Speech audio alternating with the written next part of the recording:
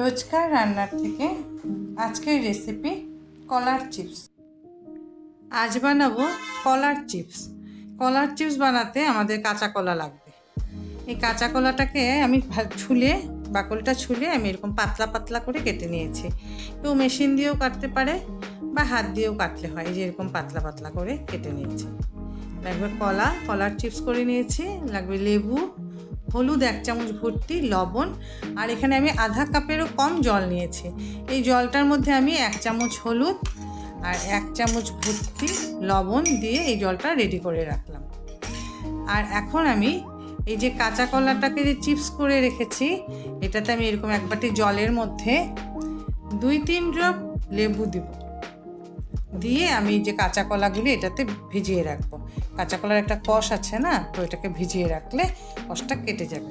তো তারপরে আমি চিপসটা বানানো রেডি করব। তো এটাকে আমি ভিজিয়ে রাখি, 5-7 মিনিট ভিজিয়ে রাখলেই হবে, তারপরে ভাজবো। আমি একটা কড়াইতে সাদা তেল দিয়েছি, তো তেলটা গরম হয়ে গেছে পুরা। তো আমি এখন জল থেকে কাঁচা কলাগুলিকে, এই যে চিপস কাঁচা কলাগুলিকে তুলে ভাজা করে নেব। এটা হাই ফ্লেমে ভাজা করলেই ভালো, কারণ এখানে সিদ্ধ হওয়ার তো কিছু নাই, সবই পাতলা পাতলা। তো আমি এটা হাই ফ্লেমে ভাজা করে দেব। আজকাল অনেকেই দেখো আলু খায় না, আলুর চিপস খায় না, আলু খায়, যেমন আমি আলুটা একটু কম খাই। তো এরকম কাঁচা কলার চিপস বানিয়ে রাখলে সবার জন্যই ভালো, কারণ আলুটা তো আজকাল আমরা সবাই একটু না খাওয়ার চেষ্টাই করি। তো কাঁচা কলা চিপসটা সবাই খেতে পারে, বড়রা ছোটরা সবাই খেতে পারে। বানিয়ে কোটাতে ঢুকিয়ে রাখলেও হয়, এমনি খালিও খাওয়া যায় বা ডাল দিয়েও খাওয়া যায়, ভালোই লাগে। তো এটা এখন আরেকটু ভাজা হোক, এখন তো মাত্র দিলাম, মোটামুটি 2-3 মিনিট একটু ভাজা হোক, তারপরে আমি আবার দেখাই।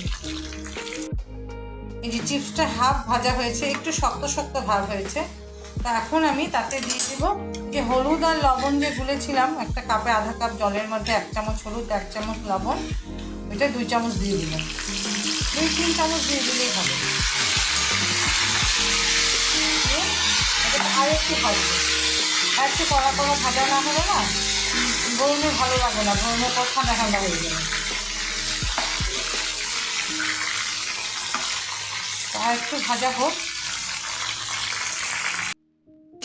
এই যে চিপসটা ভাজা হয়ে গেছে, এখন আমি তুলে নিব। একদম জল ঝরিয়ে সবটা, তেল ঝরিয়ে সবটা তুলে নিই। এই আমাদের হয়ে গেল কাঁচা কলার চিপস। খেতে কিন্তু ভীষণই ভালো লাগে, আলুর চিপস থেকেও ভালো লাগে।